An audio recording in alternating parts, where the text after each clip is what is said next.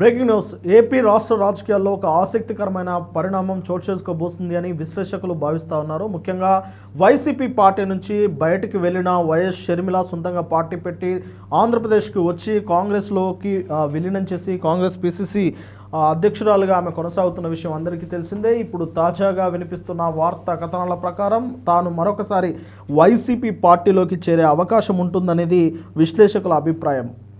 Sharmila YCP పార్టీలోకి మరొకసారి రాబోతుందా? అంటే వైఎస్ జగన్ గారితో తనకేదైనా సంధి కుదిరిందా, రాజీ కుదిరిందా అన్న అనుమానాలు అయితే వస్తూ ఉన్నాయి. దీనికి గల కారణాలు కూడా కొన్ని కనిపిస్తూ ఉన్నాయి. మామూలుగా వైసీపీ అధినేత వైఎస్ జగన్కు సోదరి షర్మిలకు మధ్య రాజీ కుదిరిందా అన్న అనుమానాలు కలుగుతూ ఉన్నాయి. ఇటీవల కాలంలో వైఎస్ షర్మిల జగన్పై విమర్శలు తగ్గించడం కూడా ఈ అనుమానాలకు కారణమని చెప్పాలి. గత ఎన్నికల సందర్భంగా తన తల్లిని చెల్లిని దూరం చేసుకొని పార్టీతో పాటు తన వ్యక్తిగత ఇమేజ్ డ్యామేజ్ అయిందని గ్రహించిన జగన్ దిద్దుబాటు చర్యలకు దిగుతున్నారన్న పార్టీ వర్గాల నుంచి అందుతున్న సమాచారం. త్వరలో వైఎస్ షర్మిల వైసీపీ గూటికి చేరనున్నట్లు ప్రచారం కూడా జరుగుతోంది. కాంగ్రెస్ పార్టీలో సరైన నాయకత్వం లేదని, షర్మిలను తప్పించే కాపు నేతకు పిసిసి పగ్గాలు అప్పగించే అవకాశం ఉందని సమాచారం.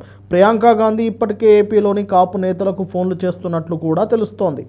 కాంగ్రెస్ పార్టీ నుంచి షర్మిల వైదొలిగితే అది ఆమెకు అవమానకరమని, అందుకే ఆమె జగన్ వైపు చూస్తున్నారని గుసగుస వినిపిస్తున్నాయి.